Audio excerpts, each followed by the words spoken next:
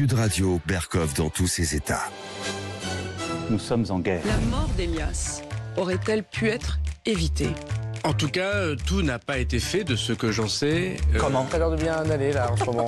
Gérald Darmanin veut frapper fort. Il propose de modifier le code pénal. Quand est-ce qu'on s'y met ? Gérald Darmanin, il accélère la construction de 3000 places de prison en préfabriqué. T'as pas fait une connerie là ? S'il endure, il s'évade. En préfabriqué, On fait une pause ? Mettre fin à un système qui fabrique de la récidive, Qu'est-ce que t'en penses des ministres du gouvernement Murat, c'est plus d'écho. qui mine notre société. Et même on me propose d'être ministre. Hein ? Ah bon ? Bah tu prends. Nous sommes en guerre. Nous sommes en guerre. Le fameux cri d'Emmanuel Macron, ça date d'il y a 5 ans, vous vous rappelez, par rapport au virus, mais la guerre, hélas, elle s'étend sur tous les fronts, à bas bruit, à haute pertinence ou impertinence. Et puis là, la justice. Alors on se demande, génération justice ou génération sursis ? Laxisme ou sanction ? De quel côté ça penche cette merveilleuse déesse aux yeux bandés ? On en parle tout de suite avec Béatrice Brugère. Écoutez. Sud Radio. Sud Radio. Parlons vrai. Parlons vrai. Sud Radio. Parlons vrai. Sud Radio. Les Français parlent au français. Je n'aime pas la blanquette de veau. Je n'aime pas la blanquette de veau. Sud Radio, Berkov dans tous ses états. La justice comme la terne, ça tourne, monsieur, ça tourne. Eh ben, ça tourne. Et apparemment, ça tourne plus ou moins bien. On va en parler avec Béatrice Brugère. Attachez vos ceintures. Sud Radio, Berkov dans tous ses états. Le fait du jour. Je te promets des jours tout bleus comme tes veines. Je te promets des nuits rouges comme tes rêves. Des heures incandescentes. Oui, certes, Gérald Darmanin n'est pas Johnny Hallyday. Lui aussi, il promet, mais pas des jours et des nuits. Mais il y a d'autres choses. Qu'est-ce qu'il promet, Gérald Darmanin, ministre de la Justice ? Le choc pénal. Cet été, ça va être le choc pénal, comme d'autres parlent du choc d'autorité. Alors, quel est ce choc pénal ? Eh bien voilà, il a ouvert ce jeudi, Gérald Darmanin, une série de concertations avec les présidents de groupes parlementaires, chefs de parti, représentants des institutions judiciaires. Objectif : poser les bases d'un futur projet de réforme pénale. Le garde des Sceaux souhaite notamment revoir le code pénal pour renforcer l'efficacité des peines de prison, y compris pour les primo-délinquants. Alors tout cela est bel et bon, bien sûr qu'il va dire le contraire. Maintenant, est-ce que, comme d'habitude, est-ce que les paroles seront suivies d'actes ? Béatrice Brugère, bonjour. Bonjour. Vous êtes magistrate et on est toujours heureux de vous recevoir. Vous êtes secrétaire général du syndicat Unité Magistrats et vous avez écouté évidemment les propositions, en tout cas le projet de Gérald Darmanin qui n'est pas encore fait puisqu'il va consulter, dont vous serez parmi les gens qui seront consultés dans les semaines à venir. Mais effectivement, sur un certain nombre de sujets, mais à votre avis, vous m'avez dit hors antenne, il y a quand même des choses, il y a quand même des ouvertures. Concrètement, lesquelles ?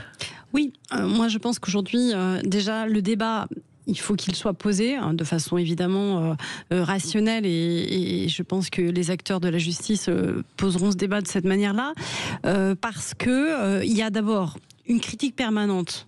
Il y a une critique permanente sur l'efficacité de la justice. Il suffit de... Et légitime. Oui. Et maintenant, il y a une critique qui est doublée sur l'efficacité de la justice, sur même les magistrats, les acteurs même, que l'on taxe de laxistes, d'inefficaces. J'entendais ce matin mon ministre qui disait sur l'affaire de la mort d'Elias, qui parlait de dysfonctionnement, d'un rapport d'inspection pour voir pourquoi ça n'a pas marché, etc., etc. Donc il y a une interrogation tout à fait légitime sur ce que la justice produit et notamment sur le côté pénal qui est un sujet qui est majeur. Moi je voudrais simplement dire par rapport à votre introduction, André, c'est que le ministre a également parlé ce matin d'une révolution pénale, c'est son mot. Révolution, carrément. Oui, ouais. Il a dit je vais faire une révolution pénale. J'indique simplement que quand Emmanuel Macron est arrivé, ça fait déjà quand même un nombre d'années, 7 ans, il avait, souvenez-vous, écrit un livre qui s'appelait Révolution. Tout à fait. Et dans ce livre, il y avait tout un programme justice. Tout un programme justice qui d'ailleurs a été mis en place en grande partie sous Nicole Belloubet. À l'époque, c'était Édouard Philippe qui était Premier ministre, d'ailleurs, qui a balayé toute l'application des peines, puisqu'elle a fait une loi sur l'application des peines, qui a balayé toute la justice des mineurs, puisque ça a été certes voté un peu plus tardivement sous Éric Dupond-Moretti, mais ça a été élaboré dans ces chantiers de la justice avec Nicole Belloubet, et sous, j'allais dire, pratiquement la même gouvernance, en tout cas, on nous dit qu'on va refaire une révolution. Alors moi, je m'en réjouis, parce que les annonces qui sont faites sont en grande partie celles que notre syndicat propose depuis justement les chantiers de la justice. Mais en termes de cohérence et d'action, si vous voulez, ça pose toujours, en tout cas, question de voir qu'on refait la révolution sur la révolution sur la révolution. Alors je sais bien que la France est un pays de révolutionnaires. Oui, mais justement, on annonce le mot révolution, mais Anne, ma sœur Anne, vous ne voiez rien venir. Oui, et je pense qu'aujourd'hui, ce qu'attendent surtout les citoyens, c'est de la lisibilité, les acteurs, c'est de la stabilité. C'est de l'action, surtout. C'est de l'action, évidemment. Et moi, je retiens une phrase magnifique de la mère d'Elias, qui a fait une interview, cette femme qui, dans une immense dignité, a dit « Mais moi, ce que j'attends, c'est que la justice soit juste. » Et finalement, je pense que c'est un joli programme de révolution. Oui, c'est certes un joli programme de révolution, mais encore une fois, on va parler. Parlons très précisément de trois choses. Donc, je vous dis tout de suite l'histoire de la césure par rapport aux mineurs, l'histoire du sursis. Voilà, c'est 3 ou 4 ce qu'on a vu depuis quelque temps dans la Coupe des Champions, Béatrice Brugère, notamment des décisions de justice, notamment de ce gosse de 14 ans qui a égorgé hier, mais la surveillante, voilà. Alors, on va parler de justice pénale, majeure, mineure, puisqu'en fait, vous avez évoqué les deux sujets. Aujourd'hui, la question des moyens, on la connaît. Ils sont en augmentation, mais quand même insuffisants, certes. Mais ça, c'est la première chose, on le sait. Mais pour autant, une fois qu'on a dit ça, on ne peut pas évacuer le sujet de fond qui est comment fonctionne la justice aujourd'hui, sur quel fondement intellectuel, sur quel but. Par exemple, la question de la peine, qui est au cœur, à mon avis, du débat aujourd'hui, c'est à quoi sert une peine ? On voit très bien que là, il y a des divergences. Vous avez des magistrats qui disent mais la prison, finalement, ça sert à rien, ce qu'on n'avait jamais entendu avant. C'était plutôt des sociologues, des politiques. Aujourd'hui, c'est même des hauts magistrats qui disent mais finalement, est-ce que la prison sert à quelque chose ? On a axé depuis 50 ans la sanction sur le primat de la réinsertion, de la réhabilitation pour les majeurs, et on a axé la sanction pour les mineurs sur le primat du temps, on prend son temps, et sur l'idée un peu que finalement le mineur délinquant, c'est aussi peut-être un mineur qui doit être victime quelque part donc dans le mineur son ne écosystème. doit pas être sanctionné un peu quelque part. Donc il y a une matrice intellectuelle qui est à l'œuvre depuis 50 ans, qui explique la succession de réformes qui est quand même en France très forte. La prison, c'est mal. Le délinquant, finalement, il est quand même un peu victime, quelque part, de la société. Et je pense que c'est là-dessus, déjà, qu'il faut travailler, puisqu'on voit aujourd'hui que ça nous a aveuglés, en tout cas, c'est ce que moi, je pense, et que la justice ne doit pas être dans l'idéologie, elle doit être dans le juste. C'est-à-dire, vous avez commis un fait, vous devez être puni pour le fait que vous avez commis, dans un temps qui soit un temps utile, de manière égale pour tout le monde. Donc ça, c'est aussi un sujet. Et de façon proportionnée, évidemment. L'idée, c'est pas d'envoyer tout le monde en prison. Mais l'idée, c'est pas aussi de n'envoyer personne en prison. Donc, je crois qu'il faut retrouver quand même cette justesse dans la justice pour qu'elle soit juste. Et ça demandera sans doute de défaire beaucoup de choses. Et c'est ce que le ministre a commencé à dire ce matin en disant moi je suis peut-être pour les peines minimales. J'ajoute tout de suite, cher André Berkoff, que c'était le système en 1994. C'est quoi les peines minimales ? Qui existait déjà. Oui. C'est quoi ? Donc c'est quoi ? Parce qu'on confond tout. C'est quoi les peines minimales ? Les peines minimales, c'est pas les peines planchers. C'est que en 1994, tout notre code pénal prévoyait un maximum de peine, genre 3 ans, 5 ans, 10 ans, et un minimum de peine sous lequel le magistrat ne pouvait pas descendre. Ça a été supprimé par Badinter avec le nouveau code pénal en 1994, et on n'a gardé que les seuils maximums. Donc le ministre aujourd'hui... Mais pas les minimums. Il dit revenons au minimum, parce que je veux m'assurer quand même que sur certaines infractions, notamment les atteintes contre les forces de l'ordre, on puisse avoir des peines qui ressemblent à des peines et qui ne soient pas des peines qui soient trop faibles. Ici à prison, ça, il y a c'est prison. la première chose. Ouais, Deuxièmement, il annonce la suppression du sursis. Pourquoi il annonce la suppression du sursis ? Parce qu'on s'aperçoit aujourd'hui qu'en France, avant d'aller en prison, on a en moyenne, écoutez bien André Berkoff, 7 à 8 condamnations avant d'aller en prison, en moyenne. Vous voulez dire 7 à 8 condamnations avant de faire un jour ou une heure de prison ? Oui, c'est une moyenne. Bon. Et chez les mineurs, c'est sans doute davantage. C'est sans doute davantage, et on le voit quand il y a malheureusement un crime comme celui d'Elias, que souvent, pas toujours, mais souvent, on a affaire à des gens qui ont été très très connus de la police. C'est d'ailleurs comme ça qu'on les a retrouvés immédiatement au passage. Donc le sursis a perdu son sens. C'est quoi le sursis ? C'est un rappel. La première fois, si c'est pas trop grave, on vous rappelle le cadre. Vous êtes quand même sous surveillance pendant 5 ans.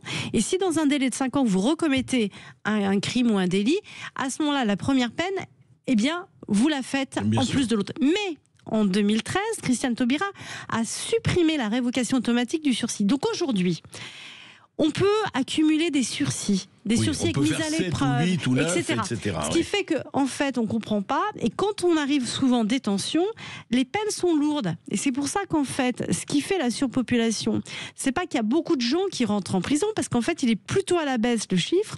C'est que quand ils rentrent pour des détentions qui sont très longues. Et je vous donne 2 exemples parce que c'est intéressant. Ouais. La Suisse et l'Allemagne font exactement l'inverse.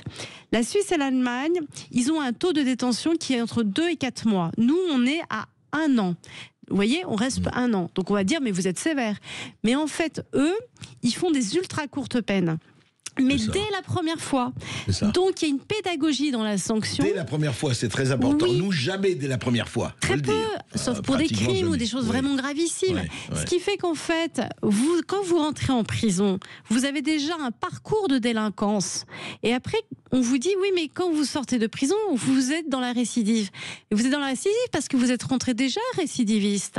Et que le temps de la prison, peut-être, n'est pas non plus le temps qu'il devrait être, c'est-à-dire un temps utile, parce qu'également en France, on n'a pas investi les prisons. On n'a pas investi les prisons, on n'a pas construit assez de places. Donc aujourd'hui, le travail en prison est difficile. D'abord, les prisonniers ne travaillent pas comme on pourrait l'imaginer. Vous savez, Éric Dupond-Moretti voulait faire ça, mais ça ne marche pas.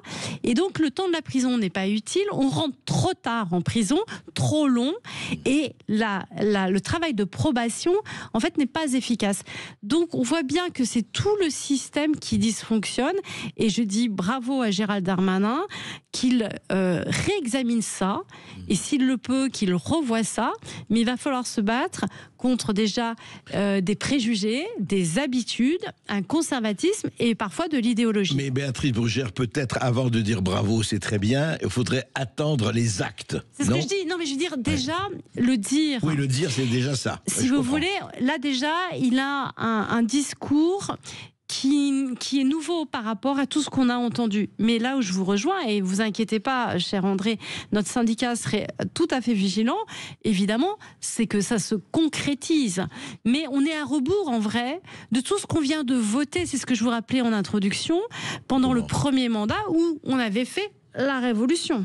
Oui, c'est ça. Et ce qu'on va faire, la révolution dans la révolution. On va continuer à en parler avec la magistrate Béatrice Brugère, si on va m'accuser de misogynie absolue. Après cette petite pause, à tout de suite. Sud Radio. Parlons vrai. Parlons vrai. Sud Radio. Parlons. Sud Radio, Berkoff dans tous ses états. C'est quoi la justice en France d'aujourd'hui ? Que doit-elle être ? On en parle, on continue d'en parler avec Béatrice Brugère, magistrate et secrétaire générale du syndicat Unité Magistrats. Alors on a effectivement esquissé, vous avez très bien fait l'état des lieux, Béatrice Brugère, et au fond aujourd'hui, vraiment, dans l'état, on ne va pas rappeler l'insécurité, pas le sentiment d'insécurité, mais vraiment l'insécurité, ça devient quotidien, on le sait. Quelles seraient les mesures en priorité ? Qu'est-ce qu'il faut vraiment essayer de s'attaquer tout de suite pour vraiment faire la révolution, pas seulement en parole ? Oui, alors évidemment, si on met de côté tout ce qui est idéologique et retrouver, j'allais dire, le sens de la punition, en vrai, qui est quelque chose d'équilibré, mais qui est efficace, rapide, je ne vais pas dire urgent, mais en tout cas qui arrive au bon moment. pour la justice des mineurs, et nous, notre syndicat était tout à fait opposé, nous pensons qu'il faut abroger la césure. Alors c'est quoi la césure? La césure, en fait, si vous voulez, avant ça marchait pas bien non plus, hein. On va être très juste. C'est qu'on a raccourci le temps de la culpabilité. Donc ça, on a plutôt simplifié. On a fait une première audience, ça va plus vite, c'est vrai. Mais on s'est dit que comme ça allait vite, on va faire une césure. Et la sanction, c'est une autre audience qui peut arriver entre 3 et 9 mois. Donc en fait, le mineur... Tiens, il est attrapé, il est condamné, mais il n'y a pas de césure. Il n'y a pas d'exécution de la peine. Non, on dit juste coupable, pas coupable. D'accord. Le juge peut le mettre sous une mesure, j'allais dire, de contrôle.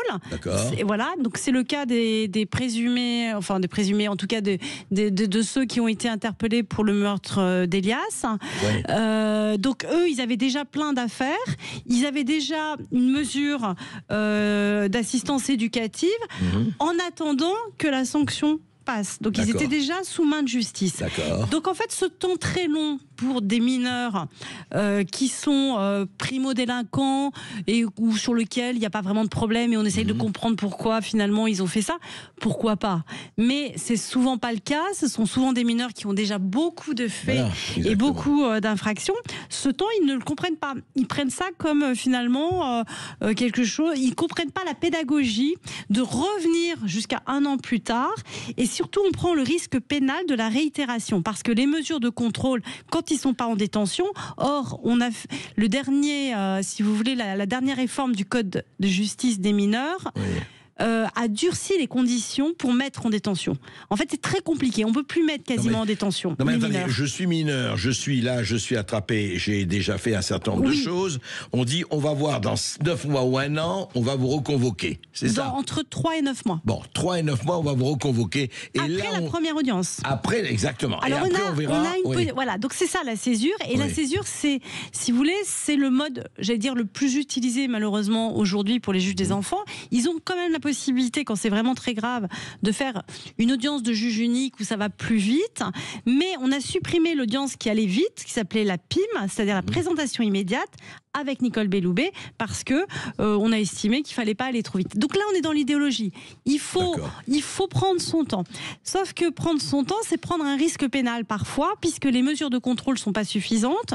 En tout cas, on n'a pas la possibilité de les vérifier. Donc supprimer la césure. Et surtout, ce que dit Maurice Berger, c'est que le temps d'un mineur n'est pas celui d'un adulte, et que la sanction, si elle vient trop tard, elle n'a plus de valeur pédagogique ni de valeur tout court. Donc supprimer la césure. Supprimer la césure, je pense que ça serait une bonne chose. Ensuite, je pense qu'il faut introduire en urgence la possibilité pour les magistrats, qui a été supprimée aussi par Nicole Belloubet, de prononcer des très courtes peines. Et ne pas attendre justement plein de mesures de probation ou trop de mesures, c'est-à-dire pouvoir punir tout de suite très court pour pouvoir stopper les parcours de délinquance. Ce n'est plus possible. Jusqu'à 1 an, le magistrat doit aménager les peines quasiment automatiquement. Enfin, je pense qu'il faudrait aussi, pour les mineurs, revoir les temps de détention. Vous savez, par exemple, au criminel, on peut garder en détention provisoire un mineur au maximum 1 an. C'est peu par rapport au temps de l'instruction. Je pense qu'il faut revoir aussi la possibilité de mettre en détention des mineurs de moins de 16 ans. Peut-être, et le débat est sur la table, la majorité pénale à 16 ans. Certains l'avancent, d'autres pays le font. Vous savez qu'il avait 14 ans, je ne veux pas généraliser. La personne qui a égorgé la surveillante, vous savez, hier, oui, alors peut-être que c'est un problème quand même assez psychiatrique, j'ai l'impression. En tout cas, il est complètement dans ce que Maurice Berger décrit, un mineur sans empathie. Sans empathie. Et il dit justement attention, parce que si on ne prend pas les bonnes mesures très vite, et d'ailleurs il y a un problème de pédopsychiatrie aussi chez les mineurs, de santé mentale, à ce moment-là on va créer des psychopathes, et lui il est effrayé de voir qu'on a des mineurs qui sont très jeunes, qui sont capables de tuer sans aucune empathie, et c'est peut-être d'autres cas. Et ce n'est pas le premier cas, loin de là. Donc en fait il faut tout de suite redonner de la liberté aux magistrats pour pouvoir mettre en place des courtes peines. Je pense qu'il faut changer nos modalités d'incarcération, c'est-à-dire avoir des prisons justement plus légères pour exécuter c'est ce que font les Pays-Bas, des très très courtes peines, c'est ce que font l'Allemagne avec des jours amende. Alors l'Allemagne, c'est intéressant, eux ils disent tu payes pas, tu vas en prison, mais c'est très court. Donc en fait, c'est encore un autre système. Sanction immédiate. Oui, parce qu'il n'y a pas que la prison, bien sûr. Il y a aussi d'autres manières. Mais l'idée, c'est d'aller plus vite, que ça soit dès les premiers faits très graves, et d'évaluer aussi tout ce que l'on fait en probation. Et puis pour les ultra-délinquants, vous savez, les narcotrafiquants ou les gens très dangereux, là, il faut construire des prisons, c'est ce que fait d'ailleurs, je crois, Darmanin, de très grande sécurité, et au contraire, là, durcir les conditions d'incarcération. Donc vous voyez, il faut travailler sur les deux bouts de la chaîne, mais ça c'est pour l'exécution. Il y aurait évidemment plein d'autres choses à faire. Le sursis n'est plus révoqué automatiquement. Je pense que là aussi il y a un sujet. Il faut remettre la révocation automatique du sursis comme c'était en 2013 pour qu'il reprenne son sens.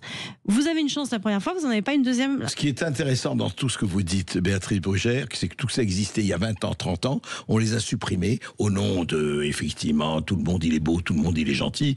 On voit le résultat. Simplement, écoutez, on espère vraiment que, à bon entendeur, Darmanin salue, et on espère qu'on n'attendra pas, 2050 ou 2056 pour faire les choses.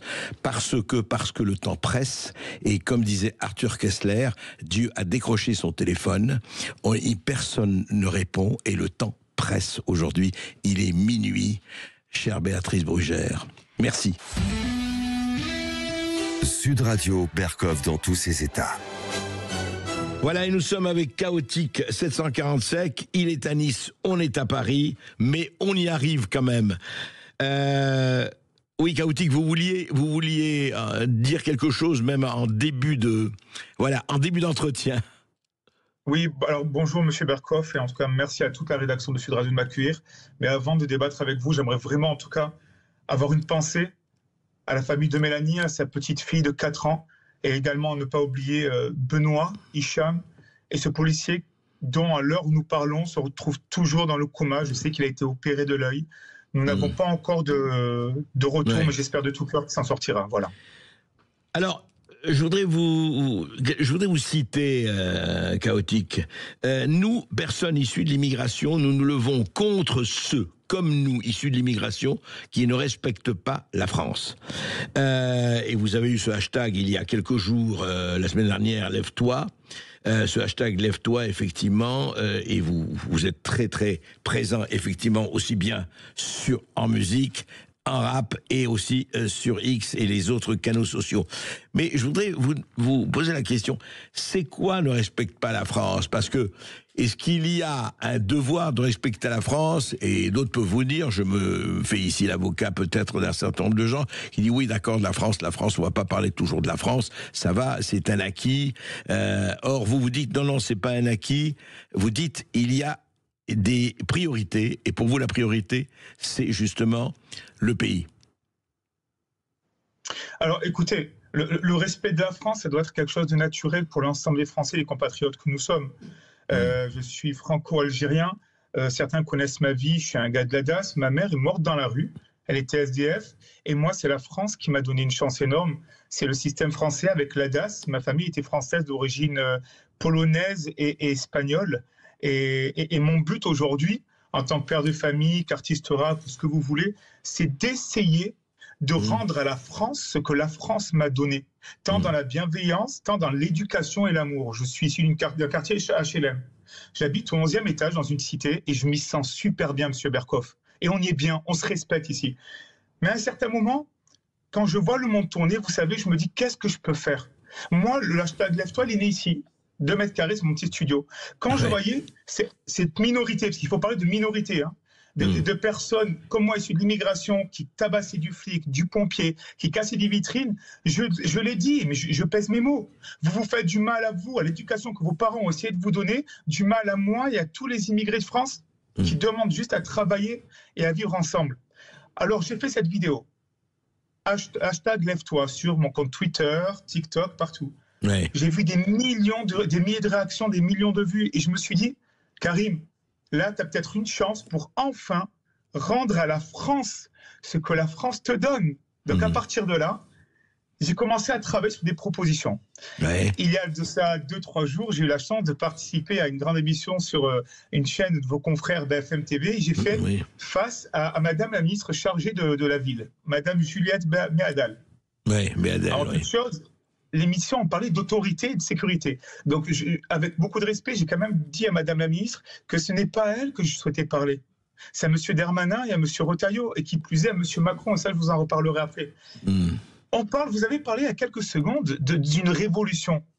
Cette révolution, elle est là devant nous. Déjà, de voir des jeunes issus de quartiers se mobiliser et parler, rassembler les gens au-delà des partis politiques ou des religions, c'est déjà un signe de révolution. Nous avons été observateurs du printemps arabe. Je vous garantis que demain, on sera tous acteurs du printemps français. Dans les propositions, vous voyez, à chaque fois que j'interviens, je sais que je suis conscient de la responsabilité qui est la mienne, parce qu'après cette vidéo, elle fera le tour des réseaux sociaux. Donc il est important d'être pertinent et d'être intelligent. Alors, si vous le voulez bien, vous voulez une révolution, elle est sur ce papier. Lorsque nous parlons du chaotique, attendez, juste une question avant que je vais vous laisser tout à fait le temps de donner les propositions. Est-ce que quand même vous avez parlé, et on a parlé en antenne, est-ce que au fond vous dites, moi c'est pas tellement Juliette Méadel qui avait dit d'ailleurs, juste un mot, je ne sais pas si vous étiez encore sur le plateau quand elle a dit ben oui, un jeune qui a fait 3 coups de couteau, est-ce qu'il faut le mettre en prison, parce qu'elle a dit ça. Je ne sais pas si vous avez entendu ça.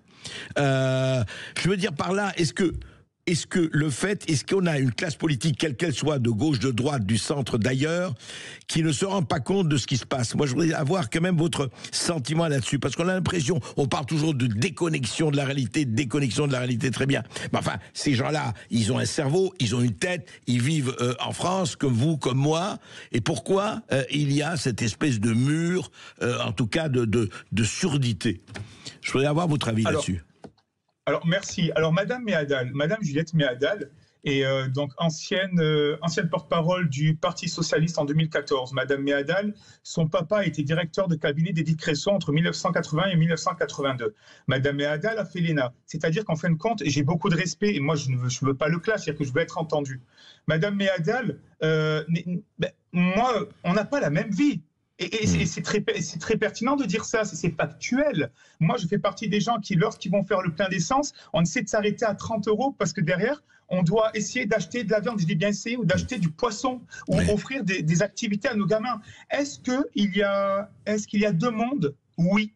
Il y a le monde de certains élus de la République, certains députés, et ceux-là, je le dis bien, dans tous les partis politiques. Et il y a les gens comme moi, qui travaillons, qui galérons, parce que, juste une parenthèse, cette parenthèse, je vais la faire.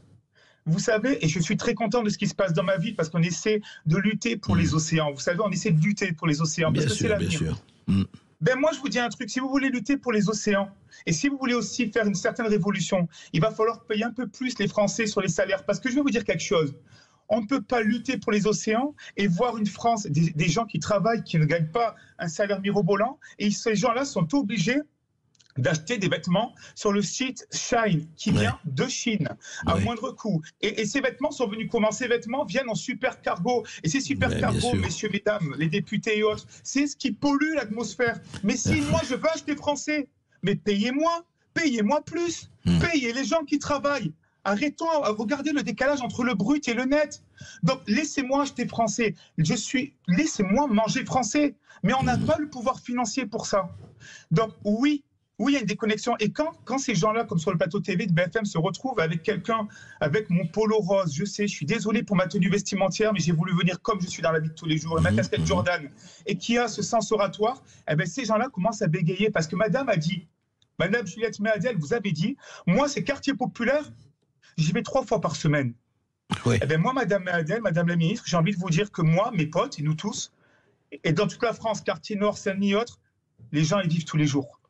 Et c'est ça la différence. Et cette phrase, ce que vous faites en termes de communication pour les gouvernements, vous montrez encore que du coup, vous n'êtes pas dans la proximité juste quand il y a des élections municipales, législatives ou présidentielles. Et je pense que ces choses-là, Madame Méadel, ça exprime aussi le taux de 29% d'abstentionnistes lors du second tour de la... second tour, d'accord. Et moi, Madame Méadel, ces abstentionnistes sont en train de tous me rejoindre sur mes réseaux sociaux, chaotique 747, et je peux vous dire, je veux juste élever la voix. Maintenant que j'ai répondu, j'ai des propositions pertinentes. Je remercie Sud Radio. Allez-y, synthétisez-les et allez-y. Très vite, très rapidement. On parle du SNU qui a été voulu par Monsieur le Président de la République en 2007, mis en place par Monsieur Gabriel Attal en 2019, sur la base du volontariat. Monsieur Gabriel Attal veut donc généraliser, je le redis, dès la rentrée 2016, le SNU pour toucher 800 000 jeunes. Ce sont des jeunes de 15 à 17 ans et en fin de compte, c'est juste un centre de colonie où on parle de biodiversité, où on fait du sport et on parle d'éducation civique. Alors, ça a été épinglé par la Cour des comptes pour un manque de lisibilité, un manque d'horizon et sans mixité. Et ça coûterait la bagatelle de 6 milliards d'euros. On fonce dans un mur à l'heure où on nous parle de la dette abyssale de 3 300 milliards. Eh bien, moi, mon idée, la première, parce qu'il y en a d'autres, mon première, je lutte pour le service militaire obligatoire, pour le retour au service militaire obligatoire pour les jeunes hommes de 18 à 25 ans. Service militaire obligatoire. Attendez, combien de temps, à votre avis, chaotique, ce service militaire obligatoire? 1 an, 2 ans? 1 an? Alors moi, j'opte pour un service militaire obligatoire d'1 an, ce qui toucherait 300 000 jeunes Français de 18 à 25 ans, ce qui remettra en place le patriotisme, la fraternité, apprendre les choses, répondre, faire savoir son lait au carré, devenir un homme pour sa famille et pour ce pays et grandir ensemble, juifs, musulmans, catholiques. Le prix, il est de 7,2 milliards selon le Haut Commissariat au Plan et France Stratégie. Ça s'appelle un investissement sur l'avenir. On oublie le SNU, Monsieur le Président de la République, et aujourd'hui, on crée la fraternité. Deuxième place, ensuite. Je suis pour quelque chose. Aujourd'hui, les détenus, c'est vous, c'est nous, les Français, qui payons les détentions. En moyenne, c'est 105 euros par jour. On a 79 300 détenus en France. Eh bien moi, aujourd'hui, j'opte pour quelque chose de simple, comme au Danemark. Tu as fait n'importe quoi, tu es en prison, c'est à toi de payer. 79 300 détenus à 105 euros en moyenne, ça fait une bagatelle de 8 326 500 euros en moins que nous économisons. Vous voulez dire que c'est eux qui payent en travaillant, c'est en faisant des travaux? Peu importe, moi c'est pas mon souci. C'est pas aux Français lambda de payer alors qu'on nous parle de dette. Et cet argent-là, c'est 8 326 000 euros. Eh bien, on les réinjecte dans l'éducation. Et ça, c'est faisable. Il suffit juste d'avoir la volonté politique et de regarder ce qui se passe au Danemark. D'accord. Au niveau du narcotrafic, j'ai étudié. Je n'ai pas retrouvé. Ma question était combien la France investit des milliards d'euros dans la lutte contre le narcotrafic. C'est une source que je n'arrive pas à avoir, d'où mon entretien avec M. Darmanin ou M. Retailleau et M. le Président de la République. Mais selon mes études, en 2023, on se retrouve avec 315 faits d'homicide. C'est plus 60% par rapport à l'année 2022. Alors moi j'ai une idée qui est très simple. Allez-y. Je vais la dire et avec beaucoup de courage. Aujourd'hui, je propose à M. le Président de la République qu'il vous reste 2 ans de mandat. 2 ans de mandat. Monsieur le Président, soyez fort. Je vous ai envoyé un mail encore hier et j'ai parlé aussi à mon conseiller parce que j'ai demandé un rendez-vous en privé avec vous, sans caméra. Oui, non, mais attendez. Les modalités, on s'en fout. Dites-nous ce que vous voulez faire. Moi, je m'en fous de vos histoires avec le Président de la République et machin. Chaotique, qu'est-ce qu'il faut faire? Arrêtez de nous dire ça. Et vous savez très bien que depuis 40 ans, droite et gauche confondues, ils disent n'importe quoi, ils promettent rien. Alors arrêtez de me dire que vous avez rendez-vous avec machin ou machin. Je m'en fous. J'ai pas rendez-vous. Alors, je sais, alors qu'est-ce que vous voulez faire? Je me fous de vos... excusez-moi, je me fous de vos coups de fil avec Darmanin et compagnie. Qu'est-ce que vous proposez? Voilà. Excusez-moi, mais ça... Parce que j'entends trop de... machin. De là, vous savez, de Tahana, comme on dit au Liban, de la Chikaya. Alors, qu'est-ce que vous voulez faire par rapport au narcotrafic? Alors merci, en tout cas, faites-moi un sourire et un bisou. Pour le narcotrafic, c'est très simple. Je demande un référendum pour la fermeture immédiate des frontières françaises pendant 5 ans pour lutter contre le narcotrafic et le trafic d'armes. Et j'ai des exemples comme par exemple Madame Amandine Chamblin qui travaillait pour l'émission d'M6, d'enquête exclusive. Elle a acheté une arme dans les pays des Balkans, 500 €. Elle a ramené cette arme en moins de 48 heures à Paris et à la revente, elle coûte 2500 € cette arme. Et ces armes, c'est les armes qu'on retrouve chez moi à Nice, à Marseille, à Paris. Et c'est pour ça, moi, Madame von der Leyen et l'Europe, je ne suis pas contre l'Europe. Mais moi, je suis français. L'école, c'est l'école de la République. Et ces armes-là, c'est ces armes-là qui tuent. Et ça demande du courage politique. Je demande un référendum. Si M. le Président de la République ne veut pas le faire, je peux le concevoir. Mais à un certain moment, c'est les Français. En termes d'éducation, j'ai entendu par rapport, on va dire, les réseaux sociaux. Moi, je suis pareil, je suis pour refuser l'anonymat sur les réseaux sociaux. Quand je roule avec ma voiture, j'ai une plaque d'immatriculation, on sait qui je suis. J'ai des comptes certifiés en tant qu'artiste, en tant que rappeur ou influenceur. On me demande mes papiers d'identité. Je comprends. Arrêtons avec l'anonymat sur les réseaux sociaux. Chaotique, on va refaire une émission avec vous là-dessus. Moi, ce que je voudrais simplement, voilà, c'est très bien l'histoire du référendum et tout, mais vous savez, c'est là où vous avez déjà beaucoup d'influence, etc. Moi, je crois que des gens comme vous, c'est fondamental, c'est pratiquement, c'est être lucide, etc. Après, on peut avoir des contacts et tout ça, mais je veux dire que si vous ne faites pas la pression, et vous le savez très bien, en tant que citoyen, en tant que Français, en tant qu'artiste, etc., c'est là où on va vous entendre. Après, les contacts, ils se feront, ne vous inquiétez pas, c'est la pression qui compte. Oui, un dernier mot, rapide. Un dernier mot, mais Monsieur Berkoff, vous savez, la pression, on l'a fait grâce à vos auditeurs qui me rejoignent tous sur les réseaux sociaux. Et moi, je n'ai pas les contacts, comme je vous ai dit, de tel ou tel ministre, mais je vais demander ouvertement un rendez-vous parce que oui, je veux mettre une pression positive pour l'avenir de la France et je suis prêt encore à lutter. Donc, merci à Sud Radio et à tous les médias de nous accueillir. En tout cas, merci à vous aussi et on continuera d'en parler. Merci Chaotique et on se retrouve très vite.